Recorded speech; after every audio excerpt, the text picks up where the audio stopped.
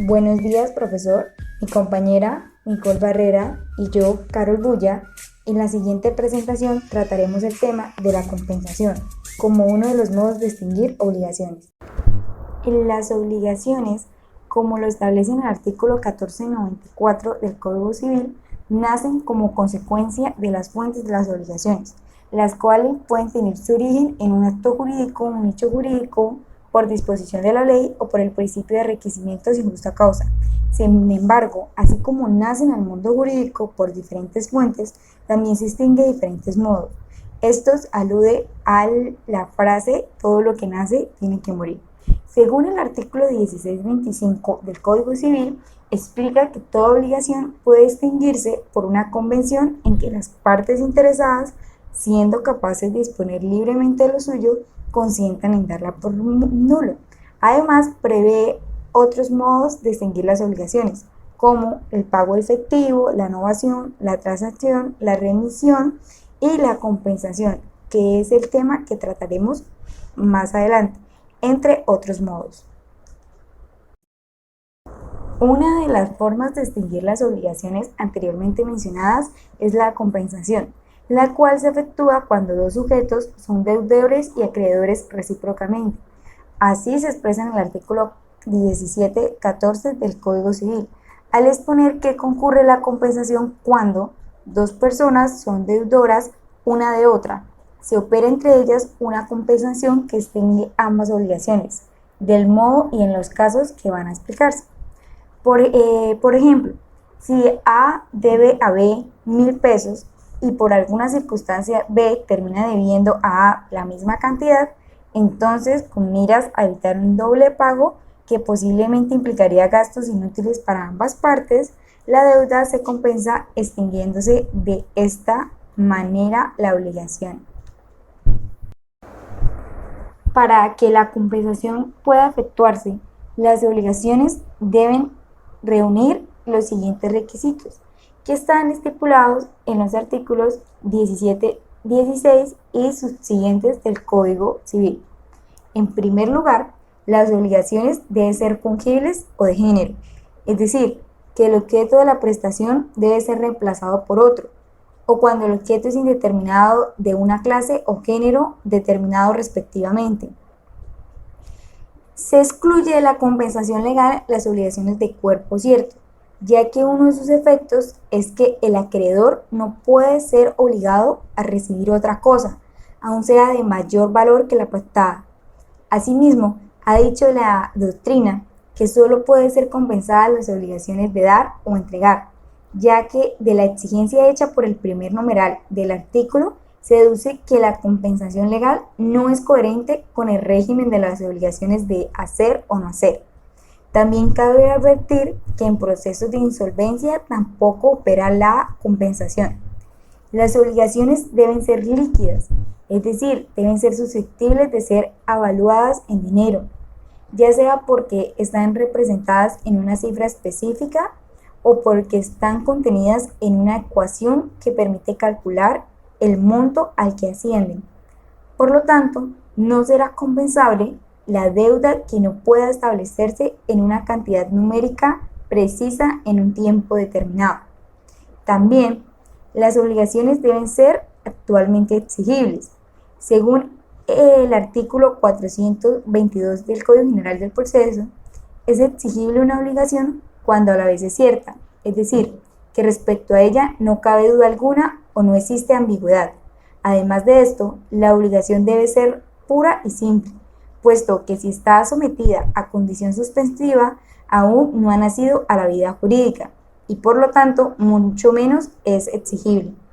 Tampoco valdrá la obligación sometida a plazo, puesto que, aunque no hay incertidumbre respecto al nacimiento de la obligación, por ser este un hecho futuro y cierto, la obligación es solo exigible cuando el plazo se ha cumplido.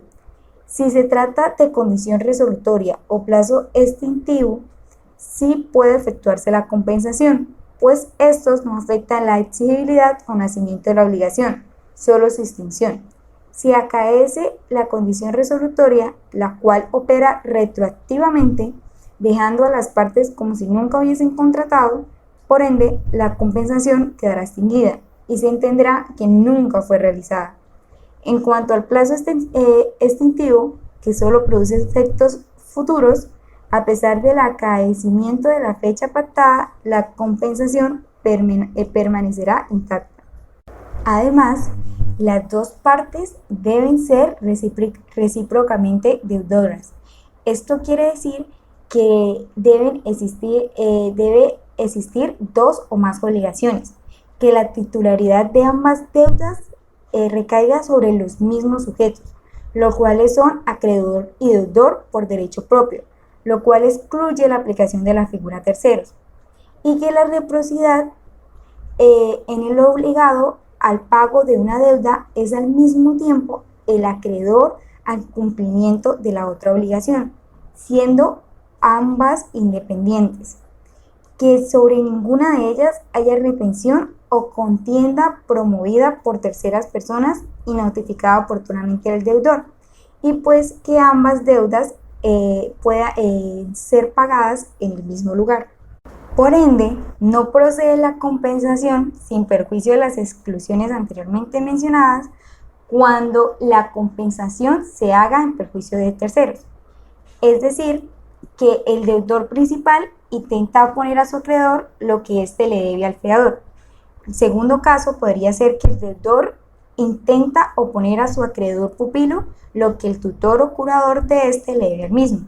Tercera situación es que uno de los varios deudores solidarios intentan compensar su deuda con los créditos de sus codeudores contra el mismo acreedor, pues esto salvo que estos lo hayan cedido. Y cuarto, el deudor acepta sin reserva alguna la cesión que el acreedor haya hecho de sus derechos a un tercero e intenta oponer la compensación al cesionario los créditos que antes de la aceptación hubiera podido oponer al cedente. Ahora bien, en primer lugar, la compensación efectúa la extinción de la obligación total o parcialmente, dependiendo de la situación. Si las deudas compensadas son del mismo valor, su extinción será total. Si por el contrario difieren sus cantidades, la compensación opera hasta la concurrencia de la deuda de menor valor. Asimismo, si los créditos contienen privilegios, accesorios o garantías reales, estos se extinguirán totalmente si las deudas compensadas son de igual valor. Pero si estas son distintas, solo se extinguirá la de menor valor, quedando vigente junto con los intereses que devenguen aquellos que posean una cuantía superior. El artículo 1722 del Código Civil establece que si existen varias deudas las cuales sean susceptibles de ser compensadas, la prelación de las mismas será con base en las normas que regulan la imputación del pago. En consecuencia, la elección de la deuda que va a ser compensada corresponderá al deudor, pero solo quedará efectuada la compensación por medio del Ministerio de la Ley. Es decir, que la elección que hace el deudor puede considerarse paso previo, puesto que para que se perfeccione la compensación es necesario que opere por el Ministerio de la Ley. Asimismo, con base en el artículo 1653 y siguientes, la compensación opera en primer lugar sobre los intereses y después sobre el capital. Si la compensación opera sobre cantidades distintas, esta interrumpirá civilmente la prescripción del crédito de menor valor y de la parte que ha sido compensada del crédito de mayor valor. Entonces, solo prescribirá el excedente de la parte que no alcanzó a cubrir la compensación. Bueno, ahora iremos con las clases o tipos de compensación. La regulación de la compensación la recogen los artículos 1195 y los siguientes del Código Civil. Y ahí encontramos, digamos que con respecto a las modalidades de compensación, que existen tres tipos: la legal, la convencional y la judicial. Entonces, empecemos con la legal. Primero que todo, la legal se encuentra recogida en el Código Civil, obviamente, en los artículos 1195 al 1202. Y acá se especifica que para que esta proceda deben ocurrir específicamente los requisitos del artículo 1196. los cuales nos dicen primero que cada uno de los obligados lo esté principalmente y sea a la vez acreedor principal del otro.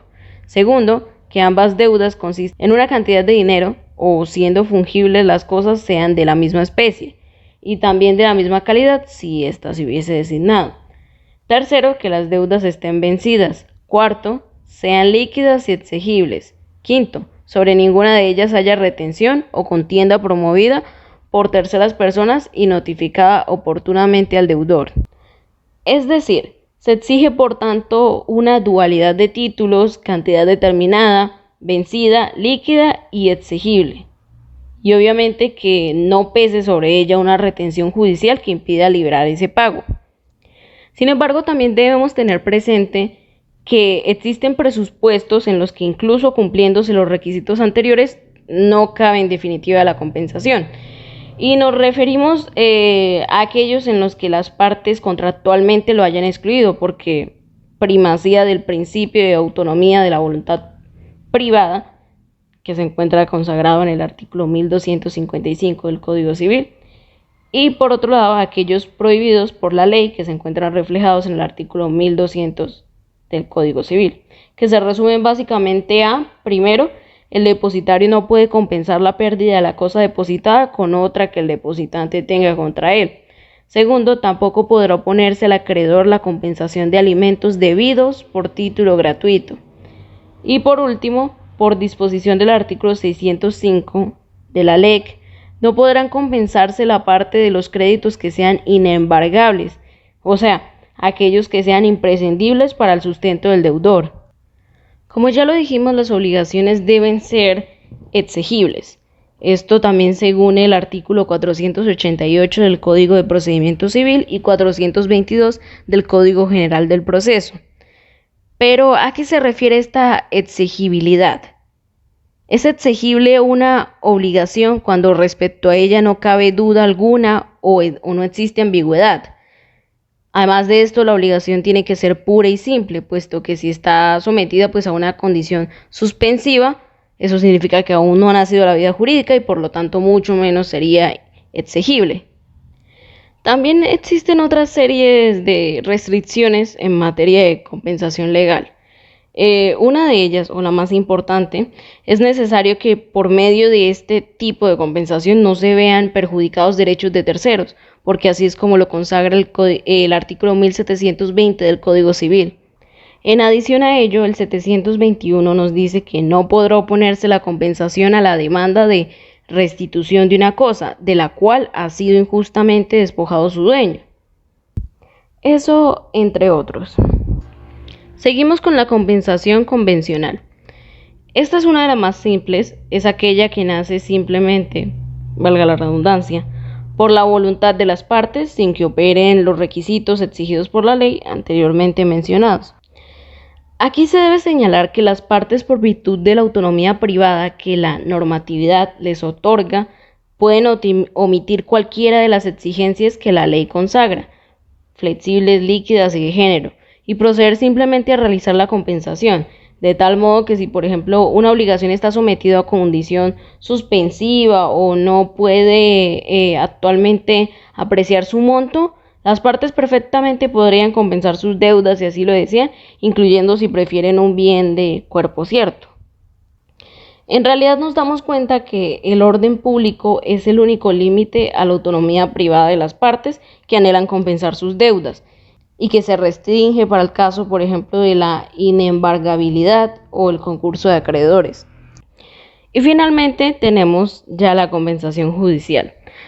La compensación judicial es aquella que es dictaminada directamente por un juez a petición de una de las partes y se da en estas situaciones en las que no se habían dado los requisitos legales que mencioné primeramente de la compensación hasta que se da el dictado de la sentencia, es decir, de cuantías que no eran líquidas, vencidas y exigibles. Y entonces lo que hace el juzgador es dictaminar que el crédito o parte de él quede compensado con lo que ostenta el demandado. Su tratamiento está recogido específicamente en el artículo 408 en los incisos 1.3 de la LEC. Y por ejemplo, el inciso 1 nos dice: si frente a la pretensión actora de condena al pago de cantidad de dinero, el demandado alegare la existencia de crédito compensable, dicha alegación podrá ser controvertida por el actor en la forma prevenida para la contestación a la reconvención, aunque el demandado solo pretendiese su absolución y no la condena al saldo que a su favor pudiera resultar.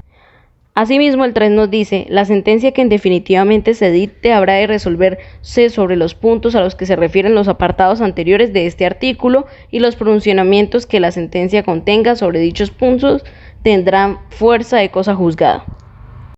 Bueno, ¿y qué nos dice más o menos la jurisprudencia con respecto a la compensación?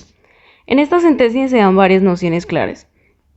Primeramente, se sostiene que el derecho a la compensación es una garantía procesal que permite resolver conflictos entre quienes tengan obligaciones mutuas, y que esta situación no es diferente en las entidades vigiladas por la superintendencia bancaria, de manera que su inaplicación generaría injusticias y violaría el derecho al debido proceso de toda persona que quiera compensar sus obligaciones en ejercicio de su derecho de defensa, y por ende, pues, se impediría un adecuado acceso a la administración de justicia.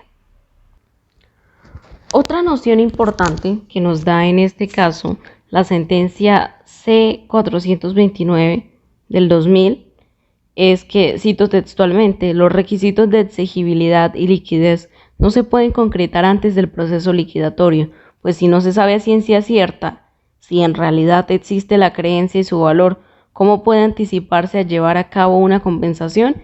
Eso solo se puede determinar en el mismo proceso liquidatorio, cuando se haya establecido cuál es el monto real del activo que posee la entidad, para que así, al equipararse el pasivo de la misma, no resulte ningún acreedor en desventaja frente a los demás, que en una eventualidad podría acceder a la cancelación de sus obligaciones por medio de la compensación. Esto se refiere a que la compensación puede operar, pero es importante que se verifique dentro del proceso liquidatorio. Así, podemos concluir que, a diferencia de la novación, institución caída en desuso debido a la existencia de otras figuras mucho más prácticas, como la subrogación o la cesión de créditos, la compensación obedece a las necesidades del tránsito jurídico y comercial, facilitando las gestiones mercantiles y la circulación de la riqueza. Es por ello que las entidades bancarias registran día a día créditos y deudas que entran en compensación, facilitando a sus clientes el manejo de las cuentas de ahorro y corrientes, la adquisición de créditos y una mayor inversión en general. El Código Civil faculta a que la figura de la compensación se ejerza hasta por la concurrencia de los valores que se deban las dos partes, pero en la práctica las entidades financieras no solo realizan este procedimiento, sino que después de compensados los créditos, custodian el monto restante que la otra contraparte posea para compensarlos en una próxima concurrencia de deudas. El avance de la actividad mercantil ha permitido que esta figura haya obtenido un cierto grado de evolución jurídica, lo que le ha permitido obtener un mayor campo de acción con resultados bastante satisfactorios, en contraste con la compensación del derecho romano, puesto que ésta se restringía a cierto número de casos, ya que en principio solo era emitida por la vía procesal. Sin embargo, es muy frecuente en las relaciones contractuales que las partes pretendan compensar incumplimientos y prestaciones, o al menos que una de ellas, ante el incumplimiento del otro, pretenda hacer un acuerdo de compensación minorando el precio pactado. El problema es que en la práctica es difícil determinar de mutuo acuerdo este tipo de compensaciones, más en aquellos casos en los que el contrato no se ha previsto nada al respecto. Lo anterior lleva a la parte más favorecida a interponer demanda judicial en reclamación de su deuda. Con parte favorecida nos referimos a aquella que tiene acreditada la existencia a su favor de una deuda vencida y exigible. Pero, ¿qué pasa si la otra parte también es acreedora, pero su deuda no está vencida ni es exigible? ¿Podrá defenderse solicitando una compensación de cantidades? Estos cuestionamientos son usuales en la práctica jurídica y usualmente se resuelven en cada caso en concreto a criterio y evalúo del juez.